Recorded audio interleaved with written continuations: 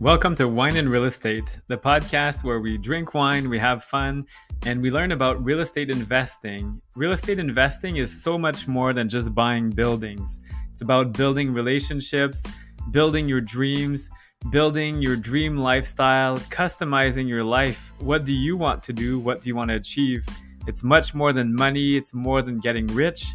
It's a different type of wealth. It's the wealth of time, the wealth of freedom. And now let's get to the wine and the real estate.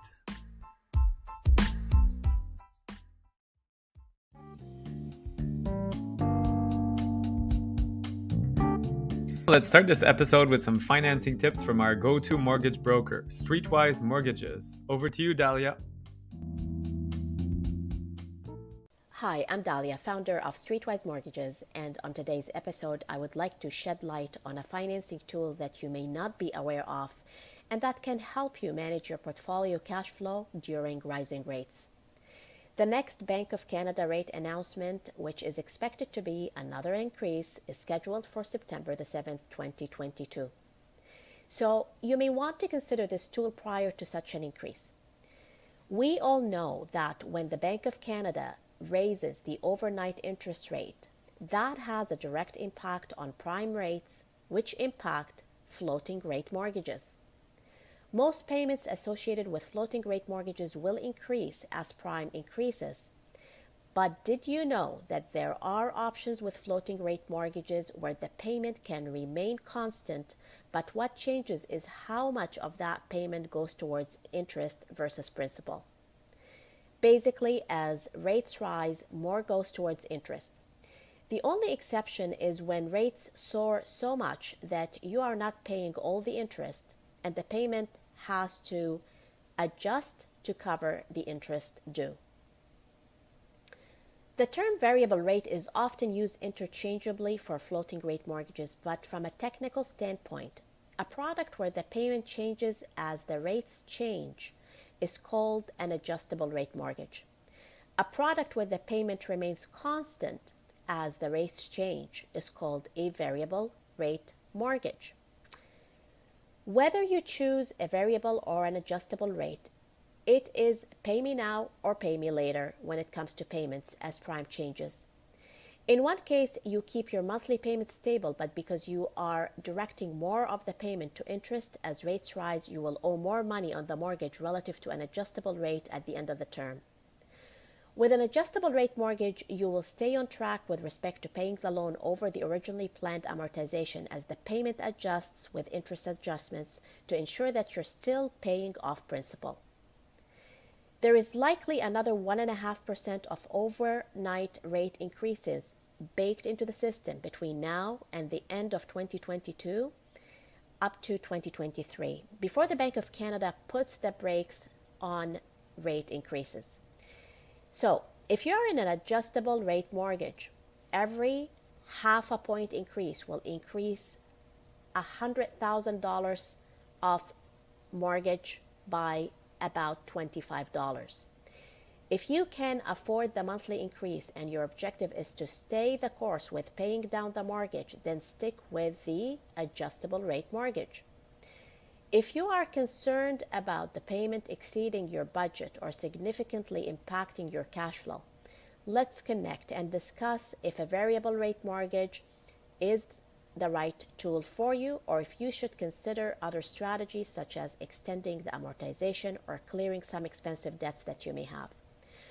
One of our senior advisors at Streetwise Mortgages would be happy to help you explore your options. You may reach us at info@streetwisemortgages.com. Cheers to your success. Hello, everyone. So we're excited. We have a guest joining us from beautiful Costa Rica, a place that's now dear to our hearts. We'd never been before. We bought and then we showed up. And then we also met Mr. Rob Break. So Mr. Breakthrough, which is great. And Jennifer, I don't think you've listened to his podcast yet. No, I haven't, but I know that you've listened to quite a few of them. So why don't you introduce yourself, Rob, for those who have never heard of Rob Break and the Breakthrough. Well, thank you for having me on. I appreciate you inviting me. So this is going to be fun. Well, my name is Rob Break. I started as an investor, like from pretty humble beginnings. My family doesn't come from money. So when we first got the idea of investing in real estate, we decided to think of it the way that all the TV shows did, right? All the fancy flip shows. So Yes. I started to look for information on how to flip houses, and I found there was a lot of information, a lot of podcasts about something called wholesaling.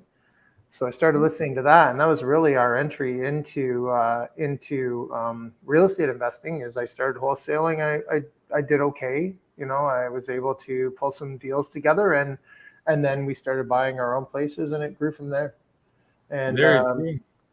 yeah, and so we mostly invest in Durham region, Peterborough area in Ontario, and now we are living in Costa Rica.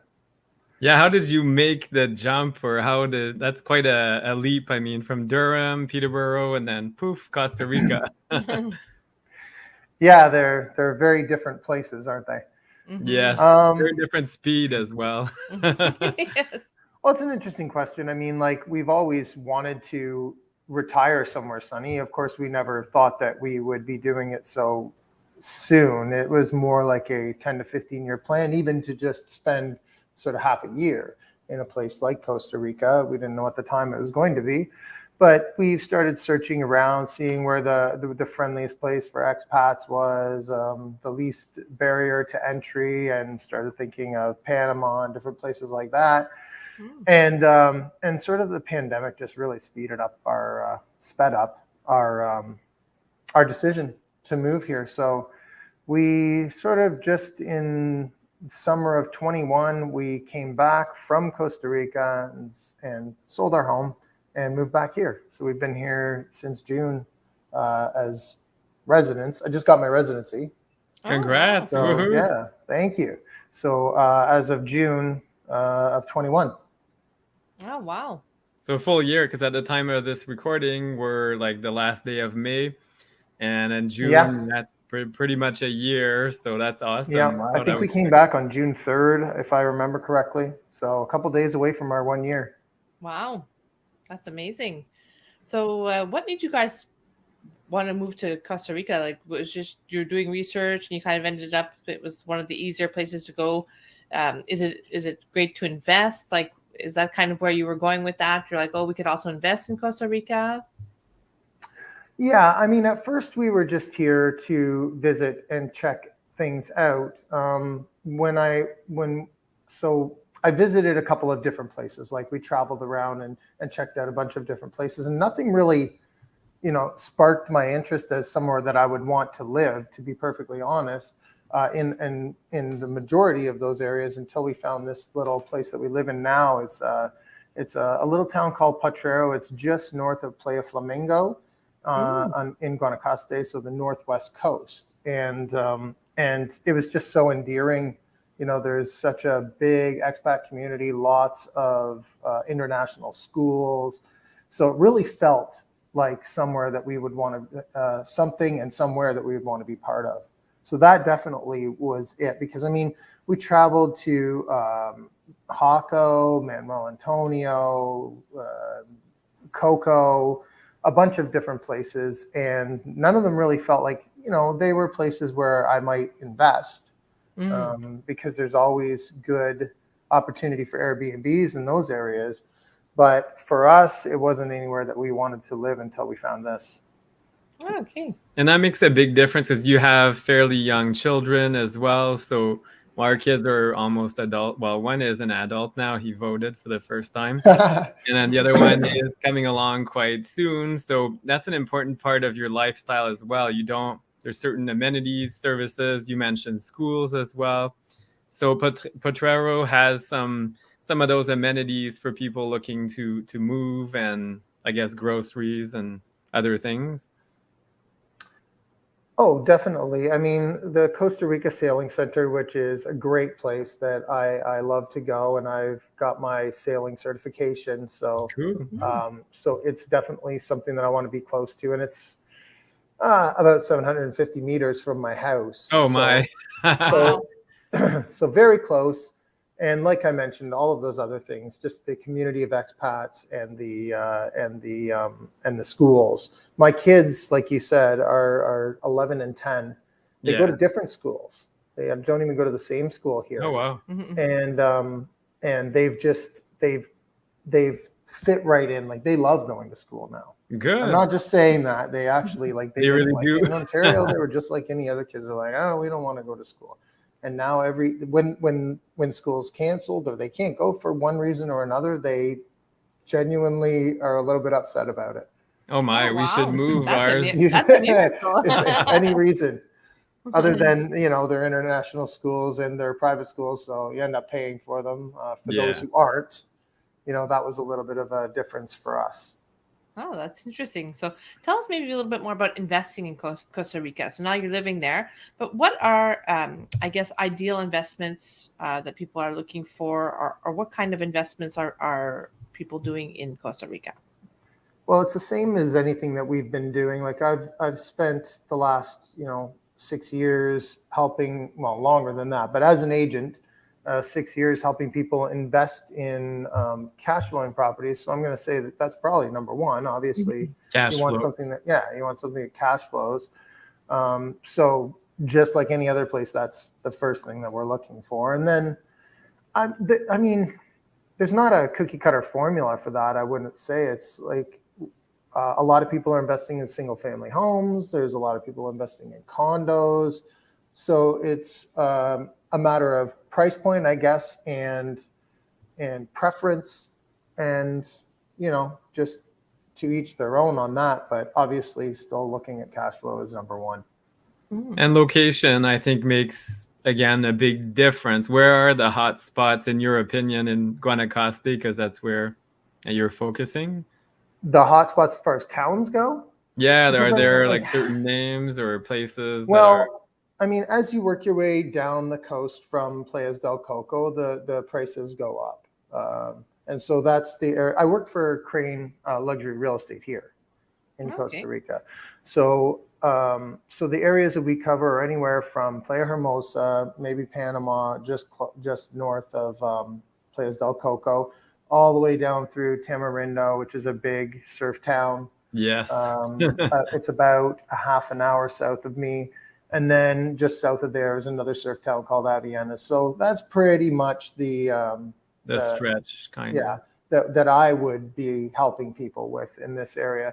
But so there's a lot of different things. Like, do they want to be right in the hustle and bustle of something like Tamarindo? Because a lot of people love that. They thrive on it, especially if they're going to spend time in the place that they bought. Or, they might not like that. Because it is busy down there. People it's very busy for a small town. Exactly. There's a lot of traffic, a lot of people, a lot of sales. Parties. Yes. Yeah. Music festivals, everything like that. It's great to go to. And then but every day. Yeah. But I mean, from a rental perspective, right? Tamarindo is the king of Guanacaste. So my answer to the question, I guess, is close to the beach, really. I mean, that's the most important thing, right? I'd say if people can walk within 15 minutes or so, that's probably a good guideline. And then, again, it's just the preference. Do they want a little bit sleepier? Do they want something that's right in all of the action? So it's up to them as far as that goes. And then, of course, something like Tamarindo will cash flow a little higher. You'll get more. You'll rent it out a little bit longer, like a couple more weeks of the year. But the price point is going to be higher. Yeah, so that's it. So you have to plan. Mm-hmm. So I think we should kind of specify that we're kind of talking about vacation rentals. Obviously, like this isn't multifamily that people aren't renting these out monthly, like month to month. These are I mean, there's small hotels and things like that, small apartment complexes, which people have been sort of turning over into like furnished rental, shorter long-term, 1 month, 2 months, something. Right, that kind of thing for digital nomads, right? Yeah, it makes sense. There's a new program coming out. I'm probably speaking out of line about it, but as I believe it's going to be somewhere in like a 6-month visa, where now anyone that's visiting has to leave every 30 days, or sorry, every 90 days, and come back if they want to stay here. Oh, okay. So that's something new that a lot of people are taking advantage of, as far as like who they're going to rent to. That makes sense. Very good. So you're also helping investors in Canada still from Costa Rica. Do you have drones, or what's the strategy there to keep helping people at a distance? Because it's Robots. quite far. Yeah, maybe robots. There's like a It's all Mr. AI. Rob Break. No, we've got a small team there. James Kennedy, who's on my Breakthrough Property Group team, is there, and he's been an investor for pretty much the same amount of time as we met at Durham REI. I think it was Great. like 8 or 9 years ago, something like crazy like that now. And so he's on our team. He's been helping the investors there still, and doing the same things that we always do. In general, we're looking for student rentals in the Peterborough area, or single families that can be converted legally to duplexes, like a lot of people do, in Durham and Peterborough areas, and sort of anywhere in between there. So yeah, we're still doing that, and the opportunities are actually coming up now with the sort of the leveling off, let's call it, of pricing. Yeah, people are not fighting as much, bidding wars or quieting Not as down. much. It's still there. Yes. We've got some places we've got some places on the market, and the last few have been in bidding wars. So Oh wow. Okay. we're still, that it still exists, but it's definitely a lot lower scale than it was. So do you find that you're seeing like a pretty big market shift in Durham and Peterborough, or Definitely, I'm seeing it in Durham a lot more than Peterborough. I think Peterborough's always sort of, it's like the ripple effect of even when the market was going up, Peterborough's a little bit behind, and I feel like it's the same thing now. The tide hasn't come back yet. Exactly. So I think it's shifting, but it's not as drastic as Durham has been in the last little while. Just I don't know the statistics offhand, but I believe over the past 3 or 4 months there's been a consistent decline in the market. Okay. Oh wow. So is the market similar in Costa Rica? Is it on the Cooling down or not? Is it hot? It's still on its way up, but there's been very few properties where we've had competition. They always seem to be the ones that I want to buy. There you go. Because like as I would advise in Ontario, it doesn't happen very often, but if there's no other offers, then I always encourage people to, let's try and get it lower. Let's see what kind of a deal we can do, right? If there's nobody else interested in it, let's not bid it up. Let's bid it down. Go down a bit. Yeah, exactly. So it seems like whenever I try that strategy, someone, like for myself, if I want to buy, it's been happening on a couple places now. And someone else will magically appear, and they'll end up getting it because I'm over here trying to get it lower. But that's okay. But yeah, no, the market's it's increasing. It's very strong, but I would say there isn't a lot of competition. So you can still get, and there's no finance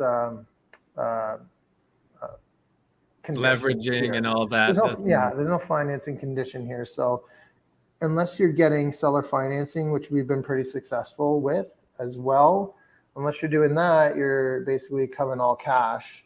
And so we've got a diligence clause. And in general, it's going to be 3 to 4 weeks long. It's all encompassing. So you can do all of the title searches, but also your own home inspections, things like that, which people are still doing, which is great. I love that. As far from an investment standpoint, everything's not rushed. It's not, tell me how much you're going to pay me, and I want no condiens, and we're going to close in a month. So it is quite a big more difference. More civilized, it seems. Yes. Not wolves on a deer. Yeah, you're just fighting for whatever's left. Very cool. And so can you walk us through the steps? Because a lot of people hear about Mexico, and I know you're not in Mexico, but you Mhm. hear all the horror stories of the fideicomiso and all that stuff. You can't buy deeded land and so on and so forth. We know the answer, but we want to hear it from you as well. Do you get deeded properties, and are there some areas you should avoid, things like that? Well, it's a fee simple sale, just like in Ontario, or Canada. So it's very similar in that way. What I've heard of a few. So what you're referring to, the term is escaping me right now, but Concession land, I think. concession. That's right. Thank you. No problem. Certain properties fall under that, and I don't believe you can even buy them unless you're a citizen. If I understand correctly, but that's the kind of thing. Again, it's like a land lease, almost like 100-year land lease, that type of thing, where if the government decides not to renew the lease, that is something that can possibly happen. So, and we just stay away from that. And there's not many of them. They're usually in like secluded areas, sometimes on the beach, though. I've had some clients interested in some Beachfront or really cool beachfront land that happened to be concession land, so we couldn't even put the offer in. But other than that, it's pretty. Any other properties you're going to look at are very, very similar in ownership as they are in Canada. So That's interesting. So, what's kind of your strategy, Rob? Are you looking to slow things down in Canada and ramp things up in Costa Rica, like with your personal investments, or what's your plan? what's the future? well, I went through a couple of ideas. I was looking, I still am. I'm looking for opportunities with lots. Okay. Development. Build. Yeah, to build here, we're gonna start looking at the container houses, because some clients have bought container houses here, and when we post the solds, people just love them. They The go new crazy, modern yeah. style, yeah. And everyone's messaging me saying, "Where can we get more? Where can we get one of these? How much are they?" And the simple fact is, there's none. There's none Wow. available that I know of. So we thought maybe we should build some for people. Yeah. Great There's a idea. container shortage too. So you'll have to find a source of old containers somewhere. We've got it. Yeah. Yeah. I You mean, do? we just, Okay. yeah. We're just, obviously we've got to come up with some investor funds for the lots and land. So if anyone's interested in learning more about that, then please contact me, because we've got investor opportunities here for that. And we're just aligning with some builders and seeing which ones, which ones we want to work with. So, in that process right now. So that's what we're looking into as far as our own investments go. Very cool. So are you looking to flip these, like buy a lot, put Yeah. the container house on it, and then sell them off? Yeah, that would be the idea. Oh, Because okay. again, we can't really refinance anything and No. hang on to them, right? So the idea will be flip them until we can afford to keep one or two, and then just keep doing that. Oh, that's awesome. You're Yeah. building like a fund. That's what I tell my students, because I mentor people, and I always say, if you're investing out of country, you build kind of a seed fund where you're creating that with flips or whatever, and then the money stays there. Then you end up buying assets that you keep. But at first, you need that money to move and grow, because it's very expensive if you plunk down $500,000 cash. Exactly. It sits there, and you're going to get cash flow, but really that's return on your money. So it makes it harder. Yeah, it definitely does. I'm not going to pretend it doesn't. And we're always searching. I've got a phone call in a couple days, next Monday, I think it is, with a company that does rent to owns.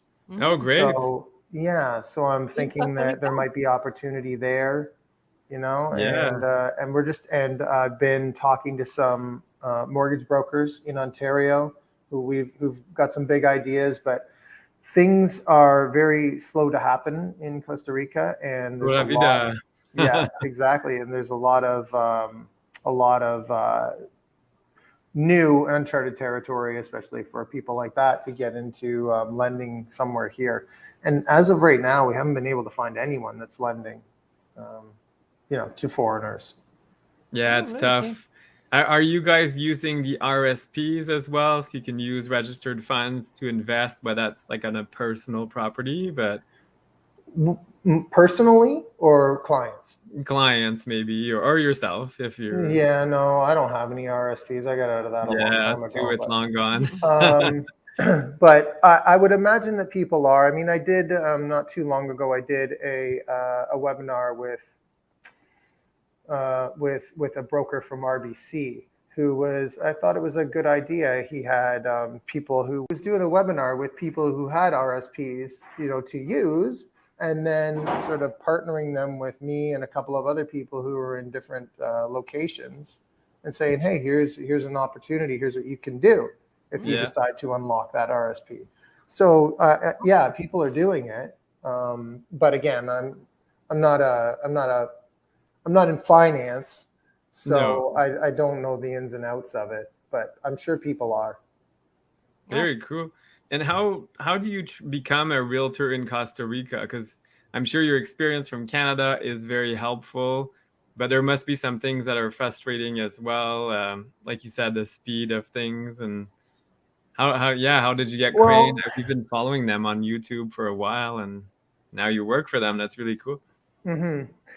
I mean, it's pretty Wild West. I mean, as far as I know, all the bases are covered. So there's some governing bodies that I need to be registered with. And of course, residency has to be in process. Now I have it.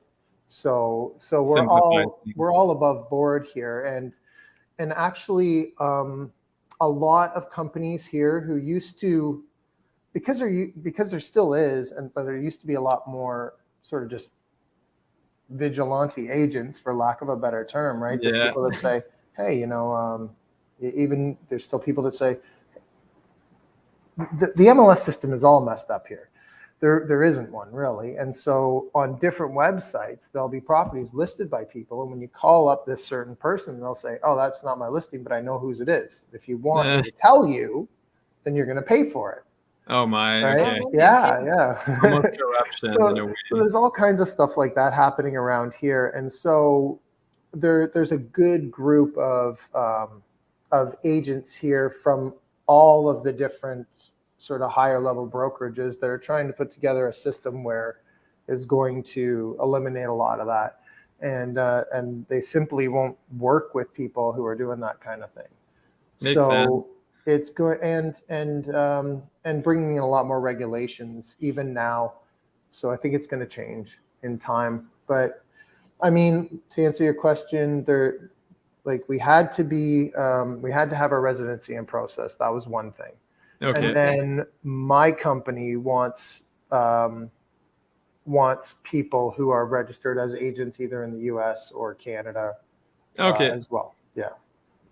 Oh, that makes sense. Professionals, that's good because it's the name and the reputation, and so you can't just be you can, but ideally not just a self-proclaimed realtor. I'm like, I'm a realtor. Yeah, you're not just going to walk in to most places, at least not anymore, and just say, I'm interested in selling real estate, and they'll go, okay, well, you're a good talker, so let's hook you up. Yeah. Yeah, and standards in Canada and the US are pretty high for realtors, so I think that it's a good thing that they start off with that basis. So that's great. Very good. So you mentioned earlier land development. I heard stories about land development and putting container houses. I heard a lot of stories about water permits and building moratoriums and things like that. How will you find land that has already the permits and all that stuff? Yeah, that's a good question, because there is a lot of restrictions as far as water goes now, especially in the areas where we serve, because people have overdeveloped on properties and they've built extra buildings, and there's a lot of that going on. It's put a strain on the water systems here. So as of right now, what's that? It's a very dry province, Guanacaste, depending on the season. So as of right now, all of the every single town has their own water asada, their own water supply. Okay. So individually, they're all making their own decisions. But there's quite a few of them in this area that have said, okay, you know what, the strain is too much. We can't deal with the amount of draw on the system. So we're just going to shut down all construction. So, so there's quite a few places, and Potrero, where I live, included in that. So if you're looking for a property to build on, having something for sale with a water letter already approved for the property is like gold.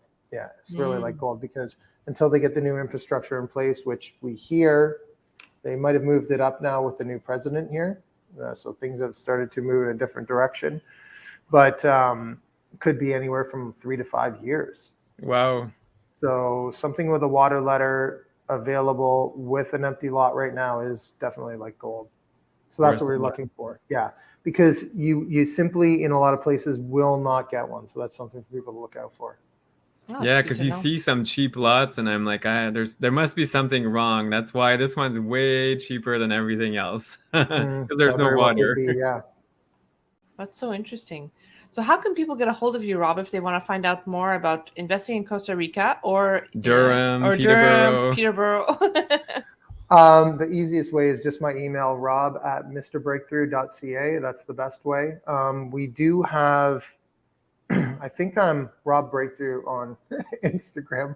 I'm not sure though, or I might be rob.break. I don't know. Just, you'll be able to find me. I'm not huge on Instagram, but we're there. And the podcast, of course, if people want to listen to the Breakthrough Real Estate Investing podcast, or our new one, Breakthrough to Costa Rica podcast is on iTunes now. So yeah, either one of those.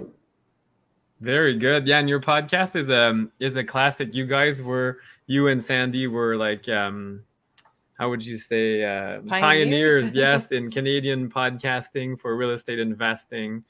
And I've listened to a whole bunch of episodes when I used to be stuck in traffic. And yeah, you're an inspiration still. You made traffic jams better. Yeah, that's it. I was like, yes, this one goes on. That's nice. I'm going to steal that. Yes, there you go. Yeah, traffic is like, oh, it's actually not bad. Traffic's not so bad when you're listening to Breakthrough Real Estate Investing. Yes. Perfect. Well, thank you for saying that. I really was. So anyway, it was a pleasure. We'll let you get on with your evening. And thank you so much for coming on to Wine and Real Estate. We'll have to catch up again next time we're in Costa Rica and see what you're up to. Yes, it was nice to meet you guys when you were here. Awesome. Thank you very much. All right, appreciate it. Thank you for having me. Our pleasure. Take care. Cheers. Bye. Bye.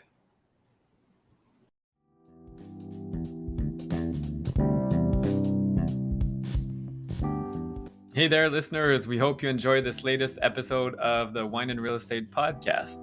Yes, absolutely. You can find us on Instagram. Our handle is wine_and_real estate. So wine and real estate. On Facebook, FL Homes Corp. And you can also find us on our YouTube channel. Yes, and please make sure to give us a rating, 5 stars, or any comments. We'd love to hear from you. And we love suggestions as well. Cheers. Yeah, chin chin.